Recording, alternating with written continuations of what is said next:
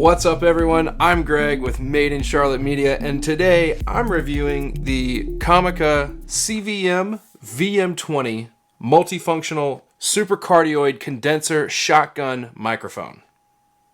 That's a mouthful. Now's a great time to let you know that the opinions you'll hear from me today are my own, and Comica does not get to see this video before it's released. However, they did send me this microphone out free of charge. No money was paid for this review, and I'm going to keep it fair in my analysis and recommendations. The D3 Pro is a direct competitor to the various iterations of the Rode Video Mic and the Video Mic Pro, Video Mic Pro Plus models, some of which I've used. I've settled on the D3 because it was definitely better than the Rode offerings at the time, and you could expect to pay about $200 for this when it was new. All this to say that for someone to come in and deliver equivalent or superior quality at $125, I feel is going to be tough. You get a very nice case, very similar to the Deity, this harder outside shell and a softer molded interior. Right away, I can see that this VM20 mic is a little thicker than the D3. They're both all aluminum builds. D3 is definitely a little bit longer, but they both feel really well built. A sure sign of a great microphone in this, we'll call it run and gun category, is one with a great build quality, a removable shock mount, and an included and removable 3.5 millimeter cable. Also included in this box is a windscreen, a wind muff, like a dead cat, and a USB-C cable for charging. I'm definitely giving this Comica microphone a check for initial build quality and included components. They both feature stepless gain knobs, numbered 1 to 10, so that you can zero in exactly the amount of gain that you'd like, and you don't have to go into the camera's menu system.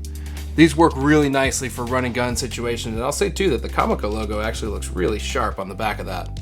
The extra thickness of the Comica translates to a little bit larger of a knob, but they're both very well dampened and a pleasure to turn. It's going to be a matter of preference, but admittedly, I'm pretty used to the D3, and I think it's also worth noting that they feature a bump guard here and a score so that you can tell exactly what level of audio you're at. But they both feel premium for sure. And they're both capable of being used while charging on like a battery bank. The D3 is rated for about 50 hours versus the Comica claims 60. And of course, rechargeability is a double-edged sword in my experience. Sure, you don't have to find new AA batteries, but if the mic were to die in the middle of filming and you're on location, the only indication would be this lack of this little teeny tiny LED indicator. And you're gonna be really upset when you get home and you find no audio. Ask me how I know. To combat this, the Deity D3 has this nice LED indicator. It's an intelligent standby mode where anytime it's connected to a camera via the 3.5mm jack, the camera's off, it won't allow the mic to turn in and draw full power. But Comica might even have a better solution.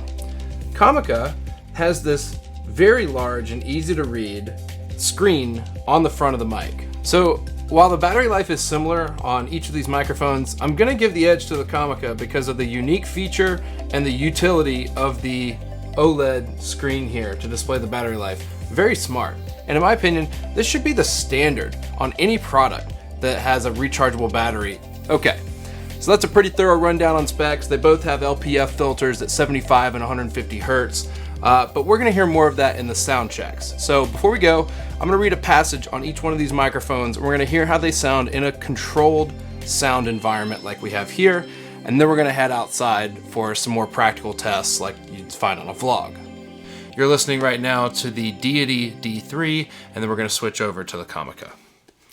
This is called Captain Hook.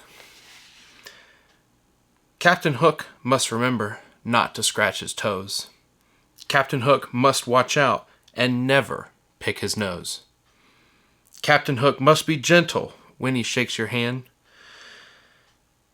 Captain Hook must be careful opening sardine cans and playing tag and pouring tea and turning pages of his book. Lots of folks, I'm glad I ain't, especially Captain Hook.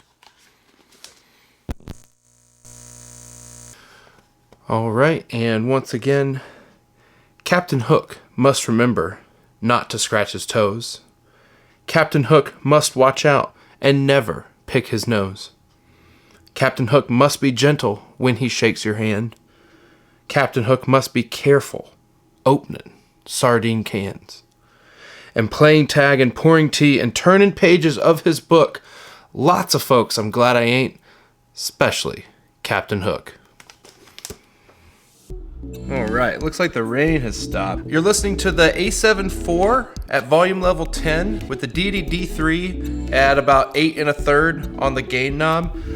All right, everybody, I'm gonna tell you where I'm at in just 1 second, but first I wanna say we've switched to the Comica and I made one small change, one little teeny tiny thing. You see, the problem is that this is the wind muff that it comes with. And just for comparison's sake, this is the size of the D3, and it also has this nice like rubber gasket to keep it locked into place so you don't get this rustling noise if it ever wobbles around. But my big gripe about it is this like drawstring kind of attachment method. If there was a weak point on the Comica microphone, it's definitely the included wind muff. All right, so why am I here at this renovated, in-process house? Well, about a year ago, I started filming with Jamal and Krina Patel. They're the brother-sister duo from Charlotte, North Carolina. You know them as the QC Flippers, and this is what they do. We've got about 5 or 6 episodes on the channel right now. Basically, this has been the biggest project, the most that I've ever put into an ongoing anything. So if you guys want to check that out, it's definitely linked, and would super appreciate it. And I know they're gonna like those likes and subscribes. Oh man, we got paint on the walls. You can see the pot lights are not quite in, but you can see where they're gonna be. Got this nice vault or beam feature with a vault in the back side over here. So I've got the mic turned around, so if it was ever gonna sound rich, it definitely would now. This is the addition. I remember filming with Jay at this huge window right here.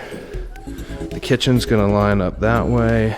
And then they have a huge butler pantry in here underneath the stairs. So, like I said, you gotta check out what this place looked like before. Man, night and day. Worth pointing out, this is not necessarily the best acoustic environment, but it has a reverb and, well, tell me what it sounds like. So this mic sounding pretty good. For comparison, this is the Deity D3 wind muff still on. I don't know which one sounds better. Let me know down below. So at some point in the future, this will be a bathroom with their trademark transom window. Looks like one shower head, this is the guest. One mount for a lighting fixture right there, but it will be a single vanity. And now you know 100% more than I knew the first time I walked through one of these work in progress renovation houses. All right, I hope y'all have really enjoyed getting to hear these two microphones compared today in a variety of situations. The Comica is really proving to be a value play here. For $125, it's really holding its own against a microphone that costs $200 in its day. If y'all would be interested in a higher end mic like this review on this channel, be sure to let me know down below. While you're down there, feel free to smash that like button and maybe that subscribe if you're into this kind of thing. We do a lot of reviews like this on the channel.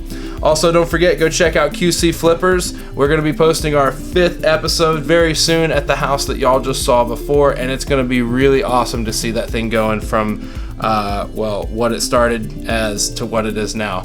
So again, thank you guys for watching, and I'll see y'all in the next one. Running gun, some priority. Let's try this again. You gotta push record before you shoot. That's the lesson for today.